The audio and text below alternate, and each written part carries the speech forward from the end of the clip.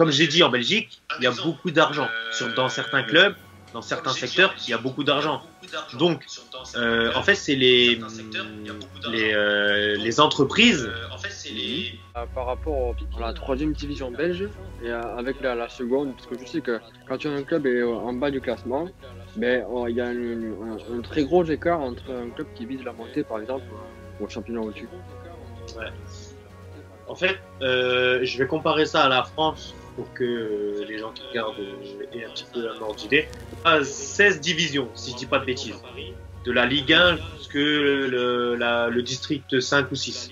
Alors qu'en Belgique, il n'y en a que 8. Ça veut dire que dès qu'on passe d'une division à l'autre, c'est tout de suite un écart énorme. Sachant que même la dernière division belge, elle est déjà assez douée. Parce que même à la dernière division, il y a déjà de l'argent, il y a des primes vraiment qui peuvent aller jusqu'à 3 chiffres, même plus. Des primes à 3 chiffres pour la dernière division belge.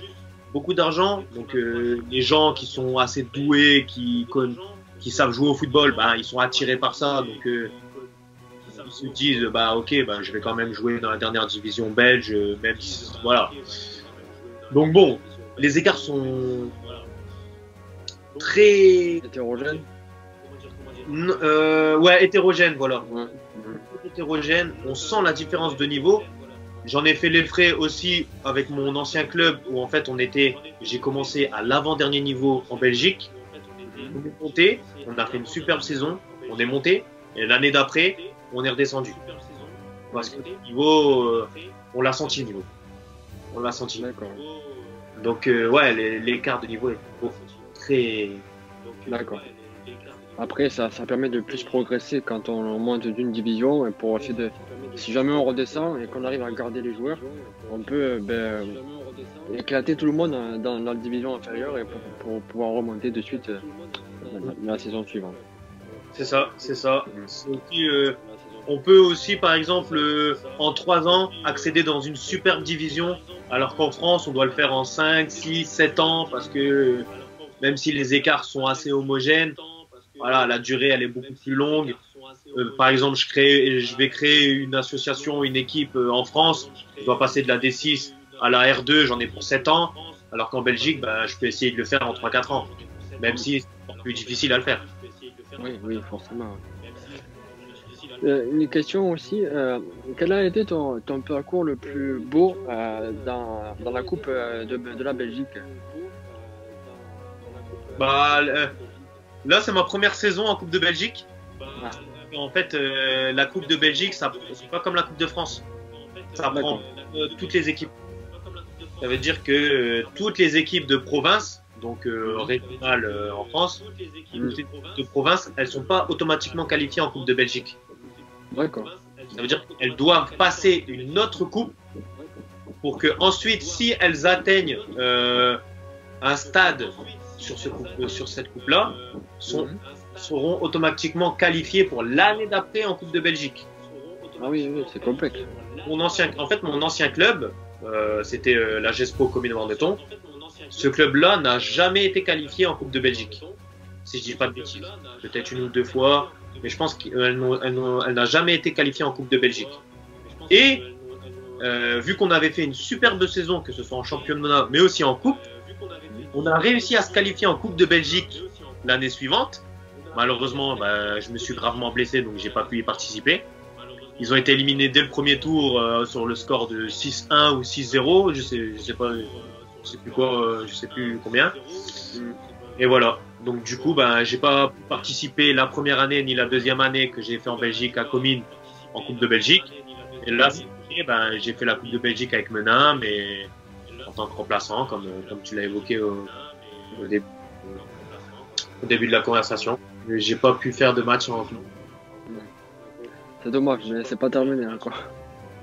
On verra bien l'année suivante, hein. Ouais. Pour jeune, hein. Oui. Ça. Quel est le geste que tu aimes faire lors des entraînements en tant que gardien de but? Tu aimerais par exemple faire des gestes techniques qui sont réservés entre guillemets aux attaquants ou au milieu de terrain pour éliminer plusieurs joueurs? J'adore faire des gestes techniques. Par exemple, souvent, dès que je suis jeune, le coach, il parle tactique avec leurs joueurs. Et moi, en tant que gardien, bah, je suis un peu esselé. Je dirais pas que je m'en fous, mais je me sens pas concerné par ce que le coach disait. Donc, je faisais des gestes techniques, moi. Et il y a un geste technique que j'adore faire en ce moment. Ça dépend des périodes. Mais je sais pas comment il s'appelle, mais c'est en gros, c'est un geste technique pour... On doit le faire en 2 temps et on doit le faire passer au-dessus. On le lève et après, en tendant la jambe, le ballon passe au-dessus derrière nous. Je sais pas si tu vois lequel. C'est pas le sombrero? Si, c'est un sombrero et le ballon Ouais. derrière. Ouais. On doit le faire en 2 temps. Et ça, Oui, j'adore. d'accord. Je commence à bien le réussir. Hein. Bon. Après, il y avait une année où j'adorais faire le flip-flap. Ouais. Bon, maintenant, ça va, hein, j'arrive à le maîtriser, mais tu vois, ces gestes-là, j'oserais jamais les faire en match. Ouais, c'est bon. J'oserais jamais les faire. C'est normal, oui. Après, j'ai vu, il me semble que tu parlais du coup du scorpion il n'y a pas si longtemps que ça. Ouais. En tant que gardien de but. Ouais. Lui aussi, c'est compliqué à tenter. Je peux le faire à l'entraînement, hein, mais je pense pas que je réussirai à le faire en match. Donc... Non, ouais. J'espère que ça t'a plu. Je ne connais pas l'importance des médias dans le sport en Belgique. Et j'espère que ça t'a peut-être apporté en tant que joueur amateur et non pas youtubeur une visibilité par rapport aux médias et le sport. Parce que je sais que de mon côté en France, les sports amateurs, enfin les niveau amateur, c'est pas. On n'en voit pas tous les week-ends. Et du coup, sur Canal Plus par exemple, on ne va pas parler. Sur Téléfoot aussi, malheureusement. Téléfoot, ça va s'arrêter en plus. Ça, c'est un truc que j'ai énormément ressenti quand je suis allé en Belgique. C'est que le sport amateur, enfin le football amateur en Belgique a un énorme engouement par rapport à la France. Ça veut dire que c'est super suivi par rapport à la France, où en France on s'en fout un petit peu du football amateur, quoi. Parce que, un exemple, comme j'ai dit, en Belgique, il y a beaucoup d'argent. Dans certains clubs, dans certains secteurs, il y a beaucoup d'argent. Donc, en fait, c'est les entreprises privées qui mettent des dotations, de l'argent, les sponsors. Il y a énormément de sponsors dans les clubs amateurs pour justement les faire monter, etc.